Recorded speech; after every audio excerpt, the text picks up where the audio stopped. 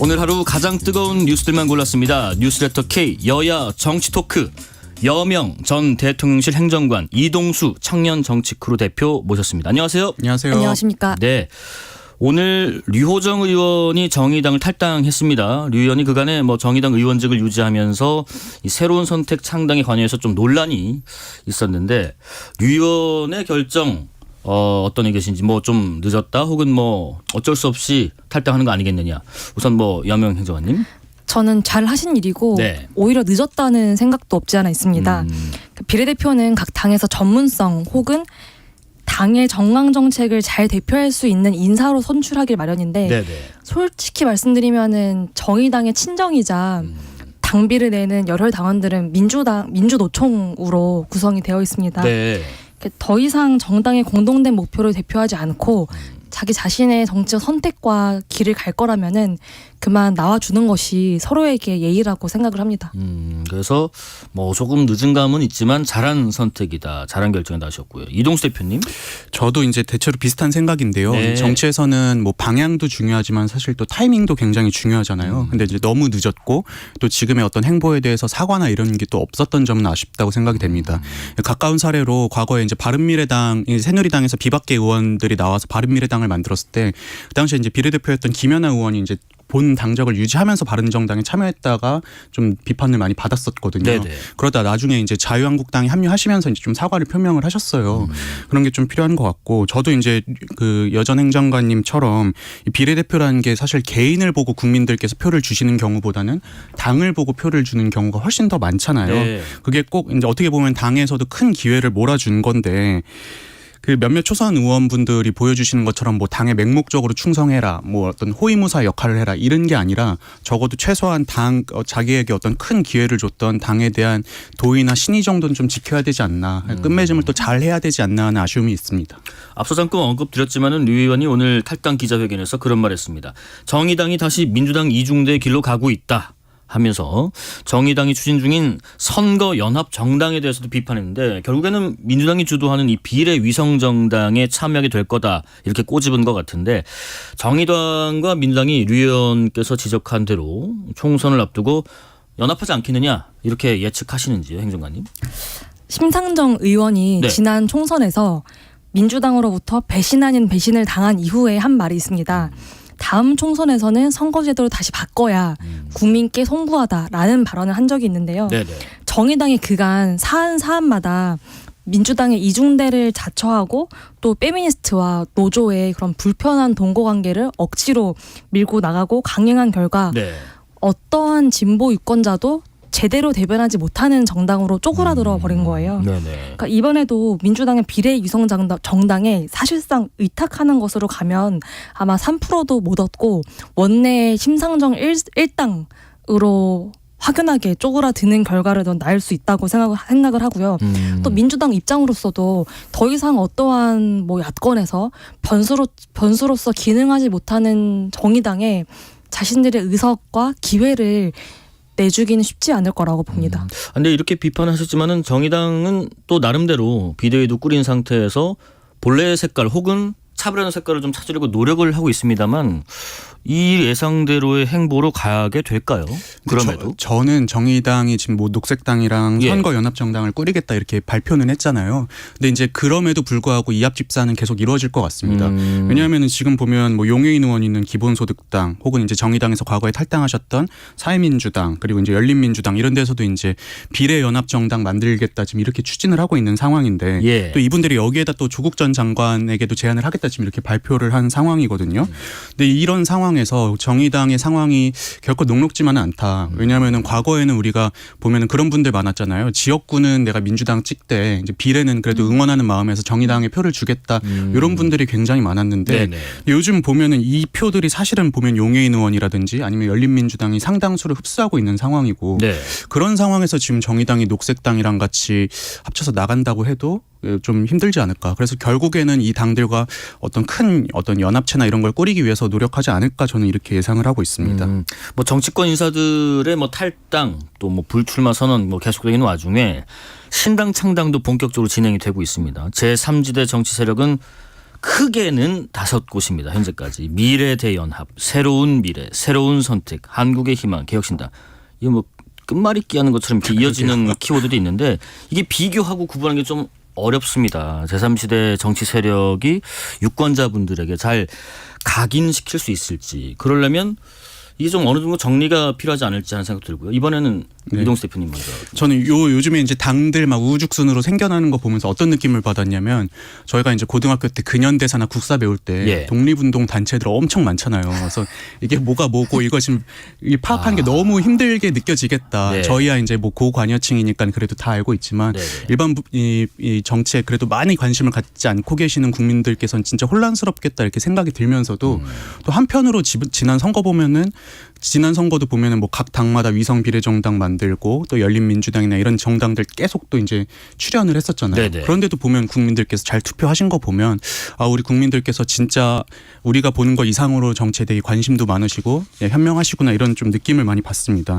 근데 그리고 지금 이 당들이 지금이야 지금 당장 뭐 난립해 있지만 결국에는 또 이제 나중에 선거를 앞두고 아무래도 이제 또 현실적인 유불리도 있기 때문에 또 합치려고 노력을 하지 않을까. 그래서 그 기호 3번을 달기 위해서 그래도 약간의 좀 연대나 이런 걸 하게 되지 않을까 생각을 합니다. 그래서요, 행정관님.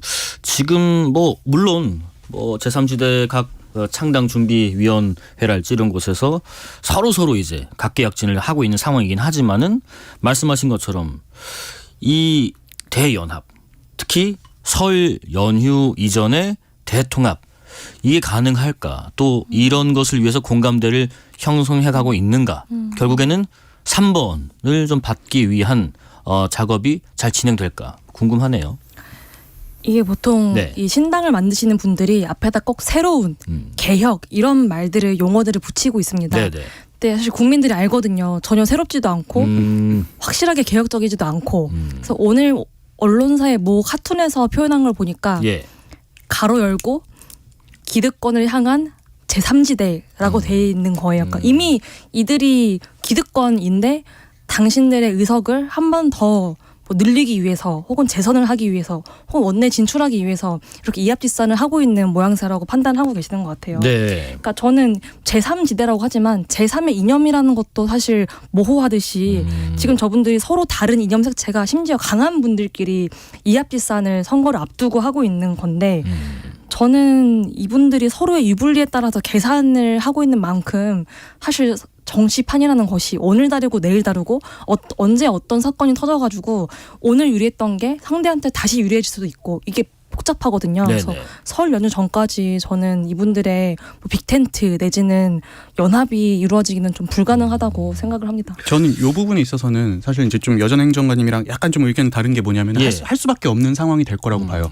일단 먼저 혹시나 모르시는 분들을 위해서 설명해드리자면 우리가 투표 용지의 순서를 이제 기재를 할 때 원내 정당 먼저 해서 의석 순으로 배분을 하고 원외 정당 같은 경우는 정당 명예 가나다 순으로 배분을 하잖아요.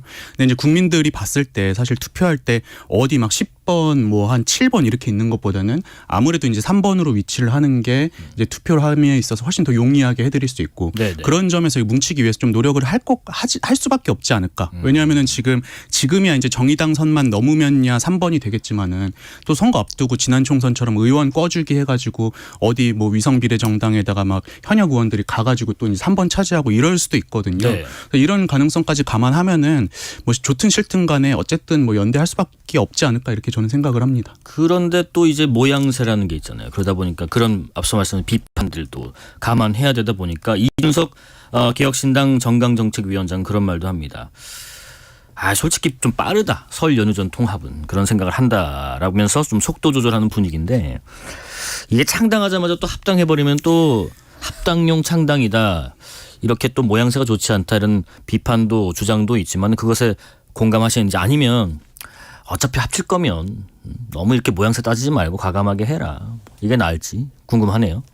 근데 저는 다 합칠 수는 없다고 생각을 해요. 왜냐하면 너무 생각들도 다르고 이해관계도 다르기 때문에 모두가 다 지금 뭐 한 그 지붕 안에 모이기는 힘들겠지만 최소한 그래도 의석 몇 석 정도는 확보하고 가려고 하지 않을까. 왜냐하면 아까 말씀드린 것처럼 어디 한 10몇 번에 위치하는 거랑 3, 4번 위치하는 거랑은 하늘과 땅 차이잖아요. 네네. 그런 좀 계산들은 하지 않을까 생각을 합니다. 근데 이게 저는 생각이 또 약간 다른 게 이게 야권이라고 통칭할 수 있는 그룹들끼리의 뭐 선거 연합 이런 것이 아니라 지금같이 양 당의 극단이 심해진 때에 바로 직전에 두 대표들이 연합을 하고 이합집산을 하려고 시도를 하고 있단 말이에요. 네네. 근데 지난주에도 나온 기사가 있듯이 벌써부터 이낙연 대표와 이준석 대표의 계산법과 생각이 다른 거예요. 예컨대 이준석 대표는 비례는 따로 하자, 지역구만 통일하자 이런 것들에 대해서는 이낙연 대표가 벌써부터 불쾌감을 드러내면서 그렇게 게임 룰을 일방적으로 한쪽에서 정하려는 시도를 하고 언론 플레이를 해서 안 된다라고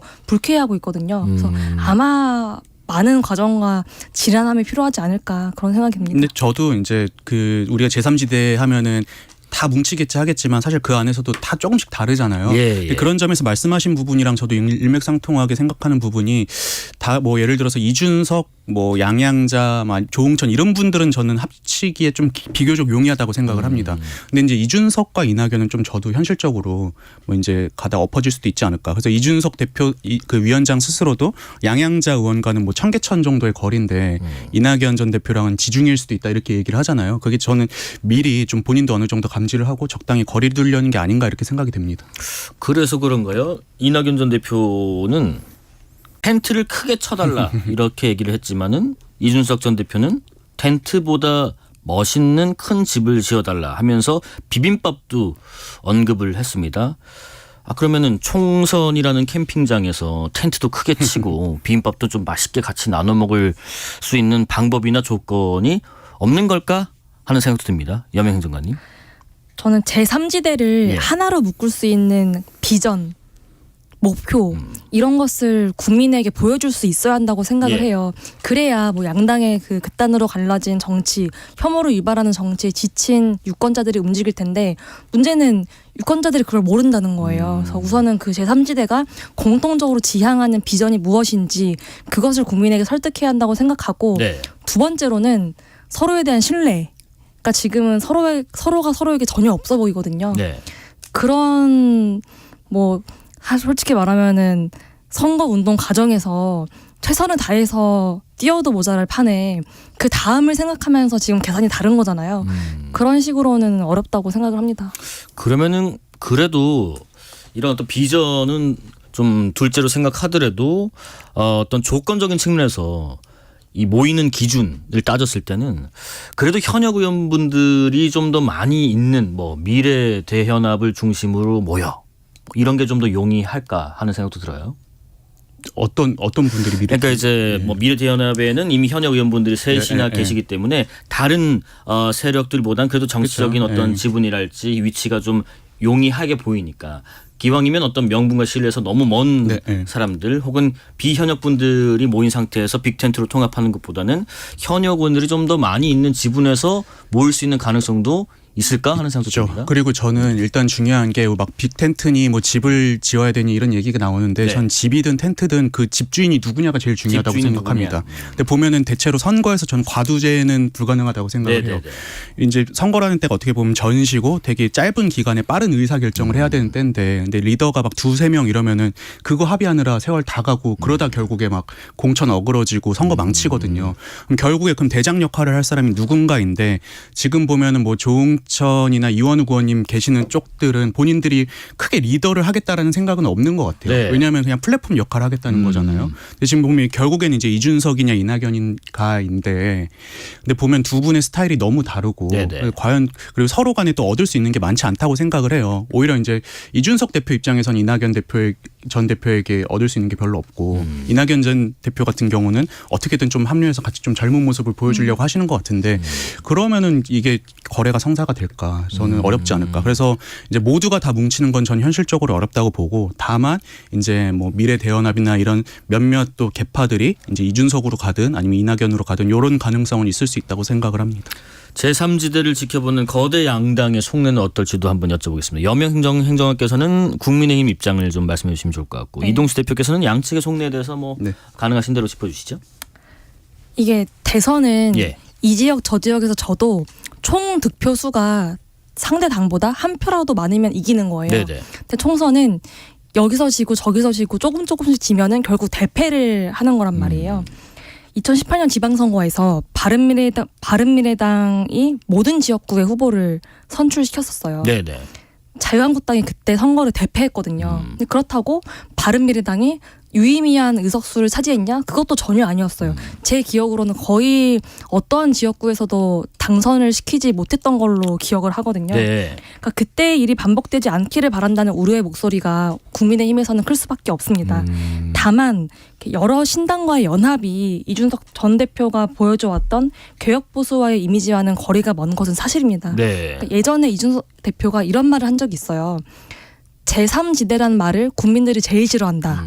이렇듯이 지금 보여주고 있는 그런 선거 연합 모습이 국민들의 공감을 얼마나 더 얻을지 의문이고요. 네. 이낙연 대표로서는 다만 뭐 방탄제명당이라는 그 비판에 대항을 하고 싶어하는 민주당 유권자들의 표심을 얻을 수 있다는 점에서 아마 더 합당 내지는 연합을 원할 거예요. 네네. 저는 그 점에서 지난번에도 계속 말했지만 이 그 두 분의 연합은 민주당의 표심을 더 갈라먹을 거다라는 네. 그런 예측을 하고 있습니다. 예.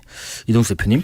그 이제 여 행정관님께서는 이제 국힘의 의원분들이랑 많이 교류를 하시겠지만 저는 사실 이제 그 당에 되게 오래 있었던 당직자 혹은 보좌진들이랑 좀 소통을 많이 하는 편이거든요. 네네. 제가 여쭤보니까 이분들은 그 제3지대가 큰 영향은 없을 거라고 생각들을 많이 하시는 것 같아요. 왜냐하면 이분들이 이제 바른정당의 기억이 있기 때문에 그때 봐라 막 국정농단 사태 대통령 탄핵하고 또 인기 있는 의원님들은 다 바른정당 갔는데 결국에 이제 이 기존에 오던 조직이나 이런 게 없어가지고 결국에 또 다시 흡수되지 않았느냐. 약간 그렇게 예상하시는 분들이 많더라고요. 예. 근데 이제 그래서 이분들은 오히려 이제 이준석 신당이나 이런 데에 대해서는 우리가 지금은 비록 갈라서 있지만 너무 이렇게 막 원색적인 비난은 안 했으면 좋겠다라고 생각하시는 분들이 있더라고요. 언젠간 합칠 거라는 생각하에. 예. 근데 저는 오히려 이제 제3지대에 대해서는 민주당 쪽이 더 예의주시하고 있는 상황인 것 같아요. 왜냐하면 지금 일단 기본적으로 이준석 그 위원장 정도를 제외하면 나머지 분들은 다 민주당에 있다 나가신 분들이고 그리고 또 지금 보면은 그 뭐죠 이 민주당의 어떤 팬덤 정치 아니면 정치 양극화 이런 거에 되게 염증을 느끼는 분들도 굉장히 많은 상황이잖아요. 예, 예.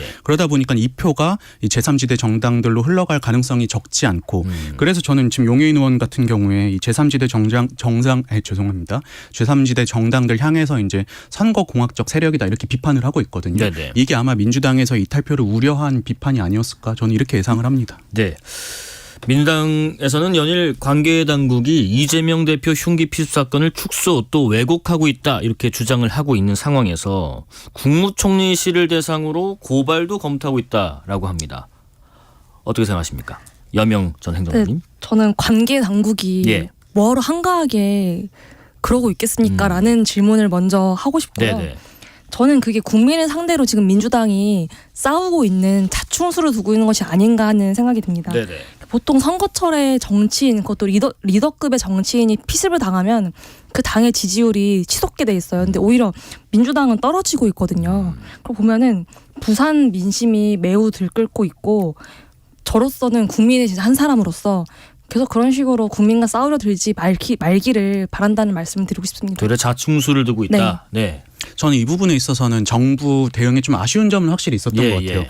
일단 처음에 열상 그러니까 찢어진 상처다 이렇게 발표를 해서 별거 아닌 것처럼 일단 좀 뉴스가 많이 됐었고 그리고 사건 직후에 뭐 경찰이 현장을 물 청소한 일이라든지 아니면 피습 당시에 이제 이 대표가 입었던 그 셔츠가 의료용 폐기물 업체에서 발견되고 이런 것들이 좀 확실히 대응에서 좀 미흡했다라는 생각은 들거든요. 그러니까 책 잡히고 꼬투리 잡힐 만한 게 있긴 있었다. 그렇죠. 그래서 저는 이 부분에 있어서는 적어도 책임자 사과 정도는 정부가 좀 해야 된다. 다만 이게 이제 국무총리 고발까지 할 일인가는 저도 사실 잘 모르겠습니다. 예. 네, 그래서 이게 사건을 뭐 축소 왜곡한다는 인상은 전 별로 없는 것 같아요. 왜냐하면 이미 뭐 범행 동기라든지 아니면 그게 뭐 하는 분인지 웬만하면 지금 언론에 다 나온 상태고 네네.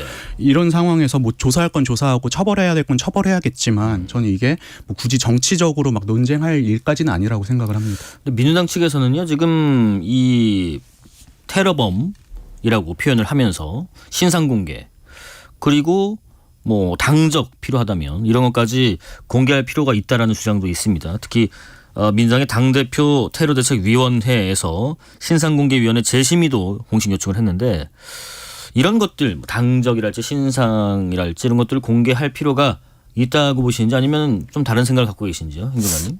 저는 이재명 대표에게 네. 가해진 그 정치 테러는 민주주의 파괴 행위라고 생각을 해요. 예. 명확한 정치 테러이고 또한 사실은 극단화된 이 팬덤 정치에 어떠한 결과라고도 보여져요. 네네. 그러면은 이런 것을 근본적으로 뿌리 뽑자라는 식의 메시지가 나오길 기대하고 있는데 오히려 민주당에서 윤석열 정부를 마치 이 사건을 은폐하고 축소하려는 그런 이미지를 주는 것 같은 프레임으로 공격하는 것이 네. 오히려 저 2차, 3차 정치 혐오로 나올 뿐이라고 생각을 합니다. 신상 공개, 당적 공개에 관해서는 그냥 법과 원칙대로 처리하면 된다고 생각하고 오히려 이 문제를 그렇게 저희 당에서 국민의힘에서 뭐 기민하고 예민하게 받아들이고 있지도 않습니다. 뭐 그냥 민주당에서 하는 네. 역시 자충수라고 예. 생각하시는군요. 이동수 대표님은. 저는 이 배후가 없는 자발적인 정치 테러범들은 신상 공개를 해서는 안 된다고 생각을 해요.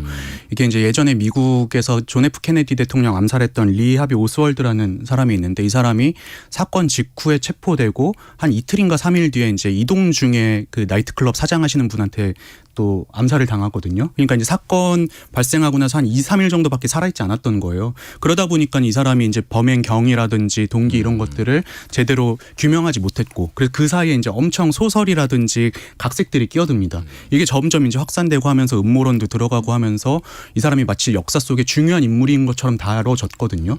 근데 이제 뭐 예를 들어서 진상 규명을 해서 조사를 해가지고 이게 배후가 만약에 있었다 이러면야 당연히 그걸 대대적으로 공개하고 이런 일을 사주한 세력이 다시는 정치를 못하게 해야겠지만 진짜 이런 배후가 없는 개인의 어떤 정치 테러라면은 이 사람들을 대대적으로 막 언론에 공개하고 하는 것들이 어떻게 보면 영웅심리나 이런 걸 자극할 수도 있지 않을까. 그래서 저는 이런 분들은 철저히 그냥 역사에서 잊혀지게 하는 게 오히려 더 큰 형벌이다 이렇게 생각을 합니다. 그래서 그런가요? 한동훈 비대위원장은 이런 얘기를 했습니다. 음모론으로 먹고 사는 정당이 어떻게 공당인가 라면서 이 사건을 총선용으로 이끌고 가겠다는 생각밖에 들지 않는다라고 생각하는데 뭐 여 행정관님은 그런 말씀을 하셨고 이동수 대표님도 비슷한 생각이신가요? 저는 총선용이라기보다는 네. 국면 전환용인 것 같아요. 어떤 국면에? 왜냐하면 이제 처음에 이재명 대표가 피습됐을 때 네. 이게 되게 재미있는 사례긴 한데 그 다음 날 이재명 테마주가 상한가를 쳤어요. 이게 어떻게 보면 호재라는 인식인 거잖아요. 네네. 이제 여당 대표가 피습을 당했으니까 분명히 이쪽으로 상황이 흘러가고 민주당에게 유리하겠지 했는데 여기서 한번 민주당이 좀 스텝이 꼬인 게 그 이재명 대표가 부산대병원으로 가지 않고 이제 서울대병원으로 심지어 그것도 서울대병원에 헬기 착륙장이 없으니까는 노들섬에 내려서 차 타고 또 이동을 했다는 거잖아요. 예. 이게 과연 진짜 위급한 상황이었냐. 그리고 또 뭐 지방 의료 체계를 무시했다. 지금 이런 비판들이 워낙 나오고 있어서 민주당 입장에서는 이거 가만히 놔두면은 또 결국에 본인들에게 불리해질 수밖에 없기 때문에 국면을 전환하기 위해서 이렇게 좀 이 비판을 하고 있는 게 아닌가 이런 생각이 들었습니다. 네. 예. 자, 지금 한동훈 위원장은 전국을 순회하는 일정을 소화하고 있고 하지만 이재명 대표는 아직 뭐 당무에 복귀를 하진 못하고 있습니다.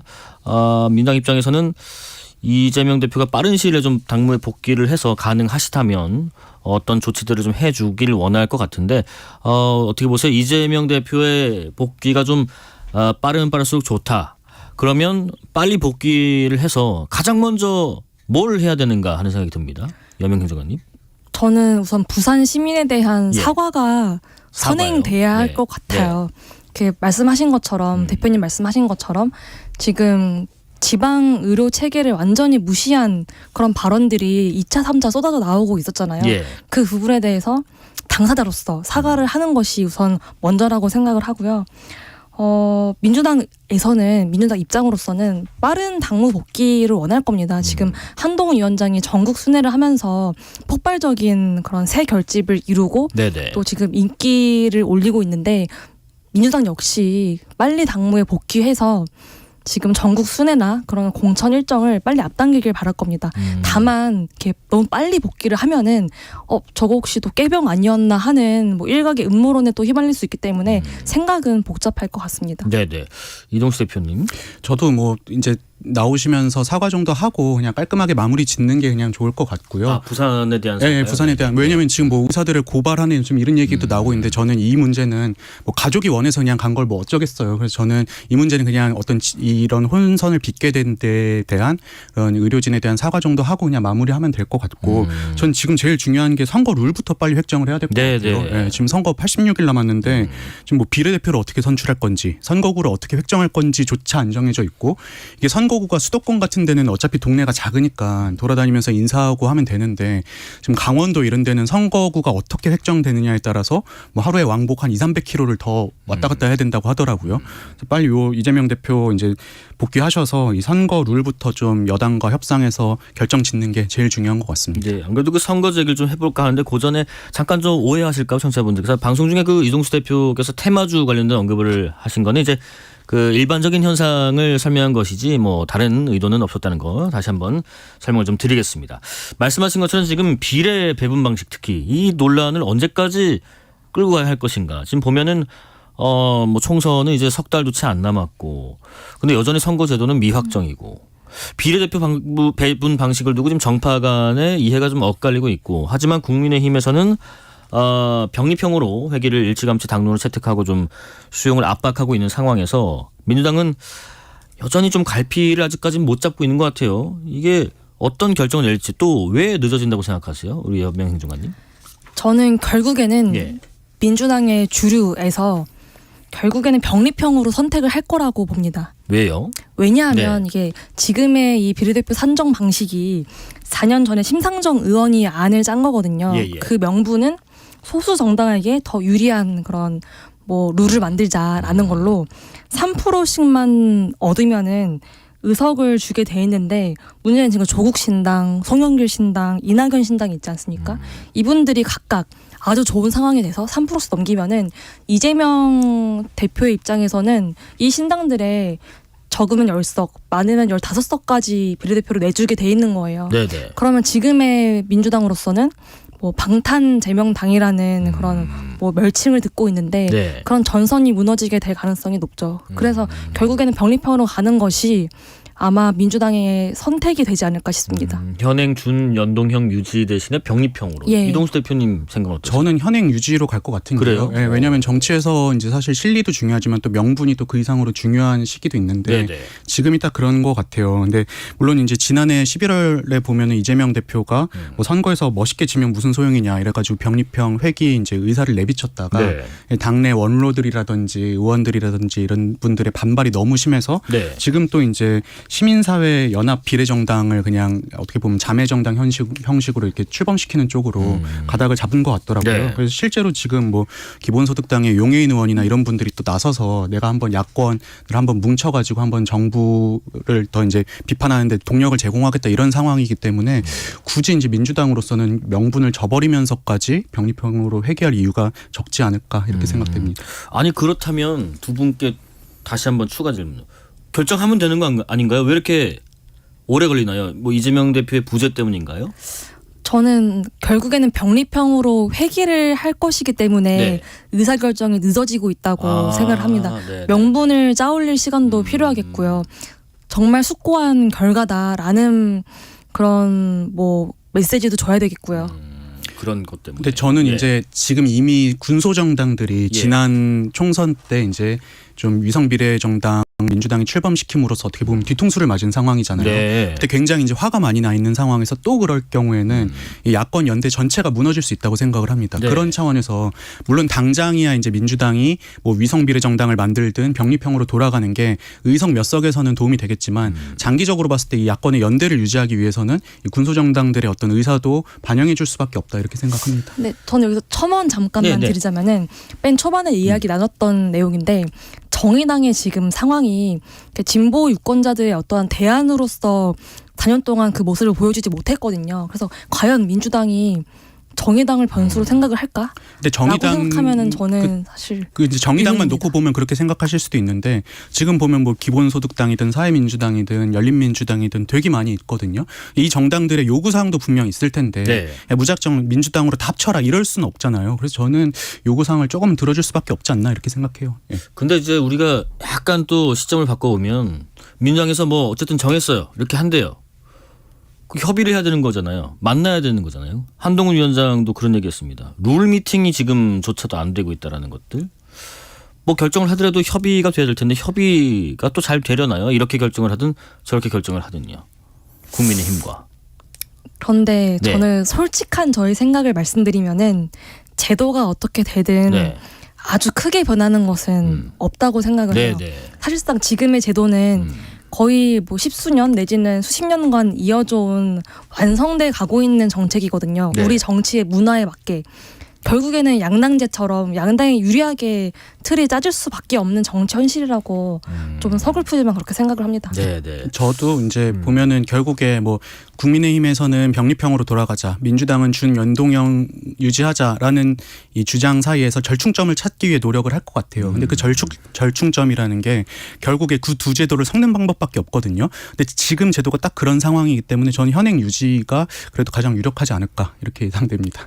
그래서 그런가요? 홍익표 원내대표가 47석인 비례대표 의석수에서 절반은 병립형으로 절반은 연동형 비례 방식으로 하는 안을 정개특위 여야 간사들이 여야 원내대표들에게 제안했다라는 이야기도 하던데 이런 방안에 대해서는 어떻게 생각하세요? 이동수 대표님. 저는 이거는 솔직히 좀 말장난이라고 생각하는 네. 게요. 이게 지난 총선에 했던 제도랑 크게 다르지가 않습니다. 그러니까 이게 원래 연동형 비례제를 하려면은 비례대표 그 취지를 살리려면은 이 비례대표 의석을 늘려야 돼요. 네. 근데 그럴 경우에는 국민적인 반발 혹은 지역구 의원들의 반발이 너무 크기 때문에 이거를 이제 준연동형으로 해서 이제 좀 확 축소를 했고요. 거기에다 이제 47석이죠. 47석을 다 하기엔 좀 어렵다 해가지고 그 당시에 뭐 상한선, 그러니까 뭐 캡을 씌운다 이런 표현을 썼었는데 네네. 47석 중에서 30석만 또 그 준연동형을 적용을 했거든요. 나머지 17석은 이제 기존의 병립형처럼 한 건데 예. 결국에 지금 이 주장하시는 거랑 이때 했던 제도랑 다를 게 뭔가. 그래서 저는 결국엔 이런 식으로 가지 않을까 예상돼요. 예. 저도 비슷한 이야기지만 조금 더 설명을 드리면은 예.